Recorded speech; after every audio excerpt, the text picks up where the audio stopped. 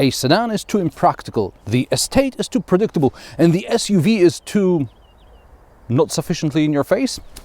Well, enter the coupe SUV, or SAC as BMW calls it. This is the BMW X4, and finally I get to review one with a 2-liter diesel, something that you are more likely to buy than an X6M.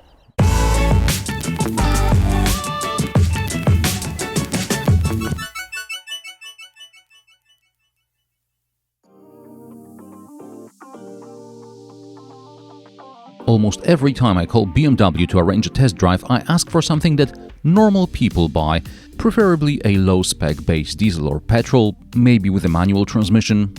Allegedly, that's not what normal people buy, but I'll let you be the judge of that. Anyway, this time I managed to secure a 2-liter 190 horsepower diesel.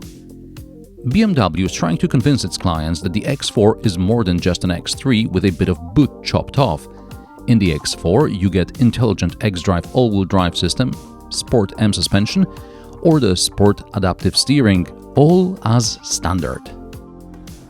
Of course, as we all well know, there is no such thing as free lunch. Yes, you can have a rear-wheel drive X3, but most engine variants come with all-wheel drive anyway.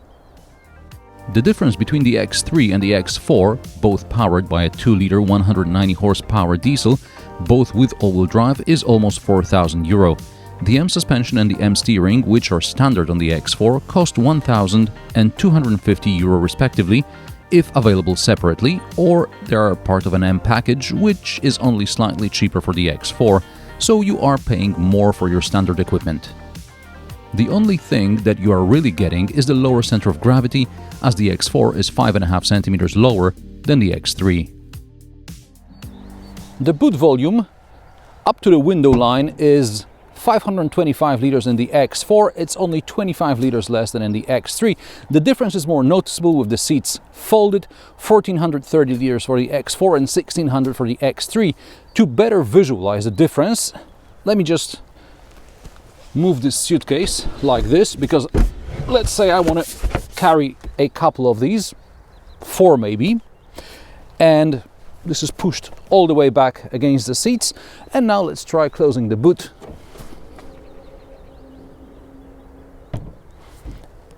And this, boys and girls, is the difference between an SUV and a coupe SUV.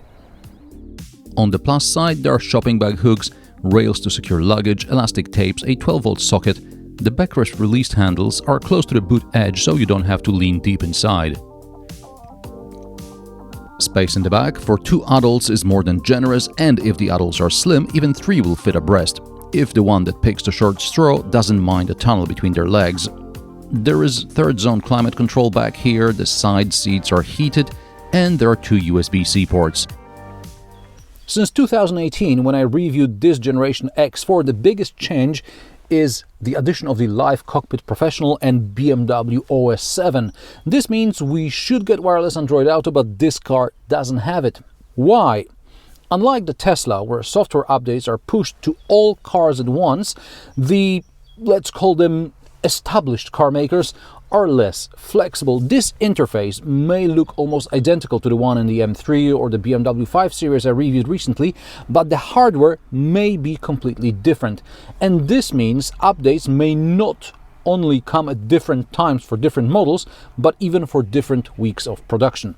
Otherwise, the cockpit looks pretty much the same like in the X3. Links to my BMW X3 launch video as well as the X3 PHEV review in the description. Also, what do you think is better, a 2-liter diesel or a PHEV? Drop me a comment.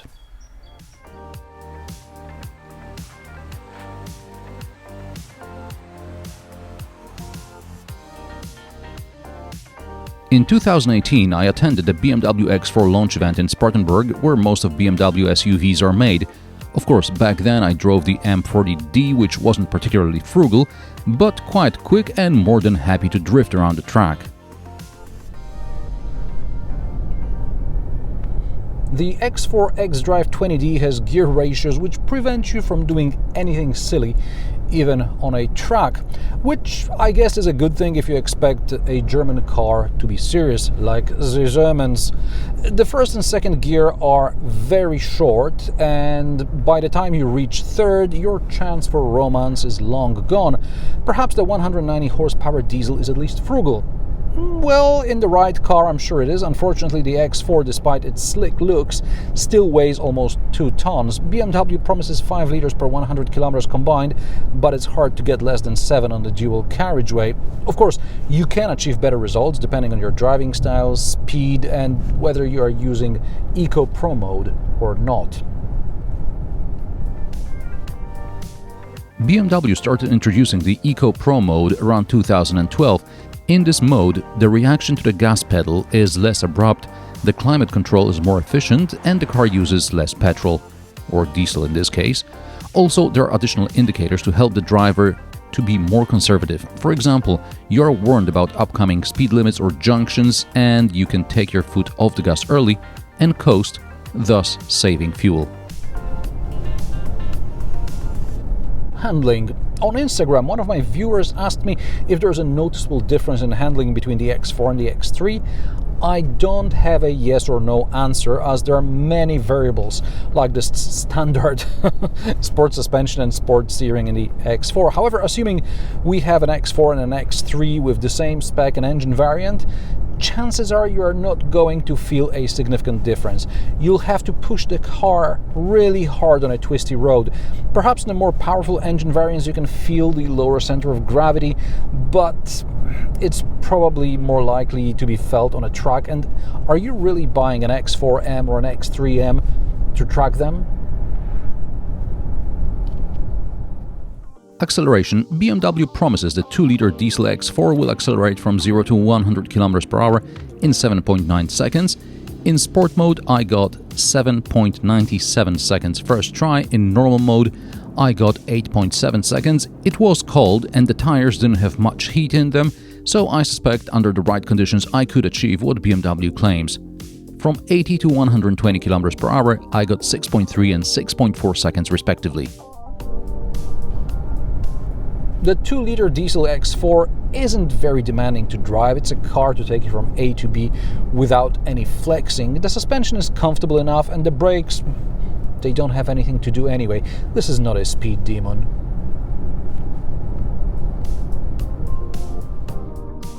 On the motorway, as well as around town, you can turn on the adaptive cruise control and lane keeping assist. You are still responsible for driving, but they take a load off in mundane driving situations. Just remember, driving with cruise control doesn't necessarily make you more efficient. The adaptive cruise control will slow down before a slower car, and then it will accelerate when the road is clear, but it won't do it as smoothly as a human driver would. Unless you're an aggressive driver, you can get much better results just taking your foot off the gas way ahead of an obstacle when you see it and the radar still doesn't.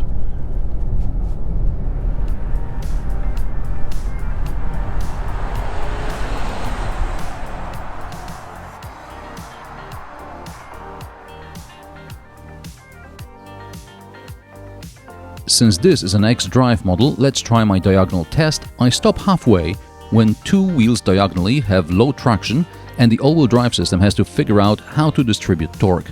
This BMW X4 doesn't have an off-road mode. Both attempts are in normal mode. The first is with traction control on and the second is with traction control off. In both cases, the xDrive reacts almost instantaneously and the car carries on.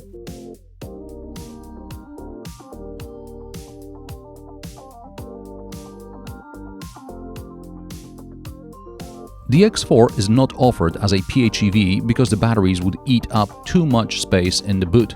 However, if we compare the X3 xDrive20d with the xDrive30e, the diesel still is a better choice for long journeys, while the PHEV is what you need in the city, to which you have to drive from the suburbs using the petrol engine. And unless there is some sort of an incentive, the price difference doesn't justify the better dynamics which the hybrid drivetrain offers. Prices of the BMW X4 start at €51,800 for the 2-liter petrol, The 2-liter diesel starts at €54,600 and this test car is spec'd up to around €80,000.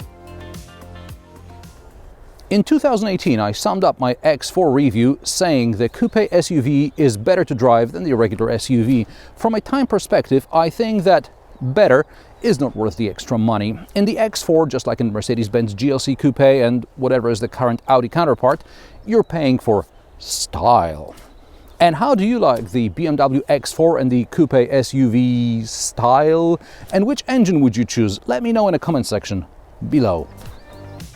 If you like my sarcastic, down-to-earth and possibly mildly amusing car reviews, join me every Friday at 3 p.m. Central European Time, and don't forget to subscribe and like this video as it helps me with the YouTube algorithm. Thanks for watching, and I will see you in the next one.